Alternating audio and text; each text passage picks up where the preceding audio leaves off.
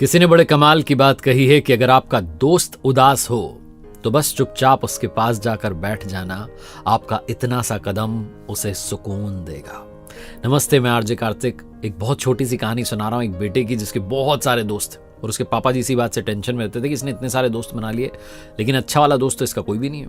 और वो अपने दोस्तों को गुणगान करता रहता था, पापा मेरा वो वाला दोस्त, उसके पास महंगी कार है, उसके पास महंगी बाइक है, उसके पास में महंगा फ़ोन है, उसकी घड़ी नहीं देखी आपने, हमेशा ही बताता रहता था। और अपने पापा से कहता था, पापा आपका तो कोई दोस्त ही नहीं है। फिर पापा जी कहते हैं, वो है ना मेरे बेस्ट फ्रेंड जो है। फिर वो बच्चा चिढ़ाता था, बोले बस वही अंकल, उनके अलावा कोई भी नहीं है। पापा आपने दोस्ती नहीं बनाया कि आपने लाइफ जी है, वो बोलता रहता था बहुत कुछ। और अंकल जी ये सोचते थे कि इसको कैसे समझाऊं कि दोस्त जो हैं वो सच्चे और अच्छे होने चाहिए। तो उनके मन में कई बार आता कि कुछ तो करना चाहिए। तो एक दिन उनको एक आइडिया आया। उन्होंने अपने बेटे से कहा, बेटा सुनो, तुम कहते हो ना तुम्हारे बहुत सारे दोस्त हैं, बड़े अच्छे अच्छे दोस्त हैं, तो आज दोस्ती की परीक्षा करते हैं, फ्रेंडशिप वाला टेस्ट करके देखते हैं।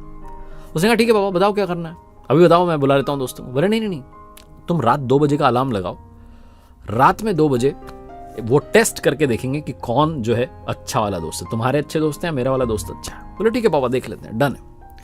2 बजे का बेटे ने अलार्म लगा लिया, रात में नींद खुली। पिताजी ने कहा आ जाओ, गाड़ी से चल के आते हैं, चलो तुम्हारे सबसे अच्छे वाले दोस्त को कॉल लगाओ। लड़के ने कॉल किया, उधर कॉल रिसीव ही नहीं हुआ।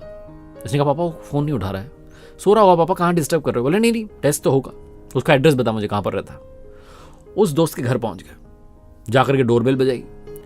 उस दोस्त ने ऊपर वाले रूम में से खिड़की में से देख लिया कि नीचे दोस्त आया हुआ है। लाइट ऑन भी हुई थी, फिर ऑफ कर दी, खिड़की बंद कर दी। इन्होंने देख लिया ऐसा करते हुए, कॉल रिसीव नहीं कर रहा था, क्या करें, वहां से चल दिए। पिताजी कहने लगे, भाई ये तो बड़ा अच्छा दोस्त निकला, और कोई दोस्त थे? उसने कहा हाँ पापा, मेरा वो वाला दोस्त है ना, उसको कॉल लगाते।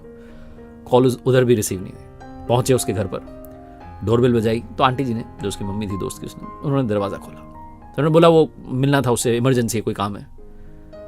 वो आंटी जी अंदर गई, उस लड़के को बोला तो आवाज़ सुनाई दी, अरे मम्मा बोल दो ना, बीमार हूँ मैं, तो मुझे रात भर से वॉमिट हो रही है।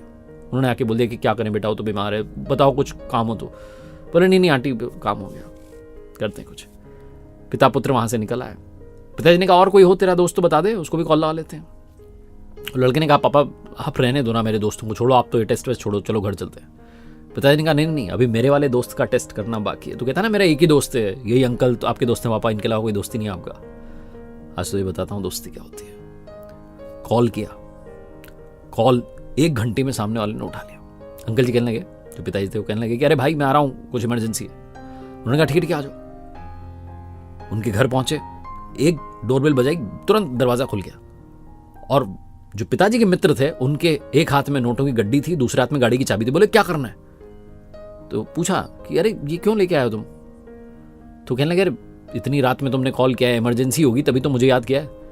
पैसे चाहिए तो बता, पैसे और लेके आता हूं, या गाड़ी से कहीं चलना है तो बता, किससे झगड़ा हो गया, क्या बात क्या हो गई, क्यों आ गया इतनी रात में?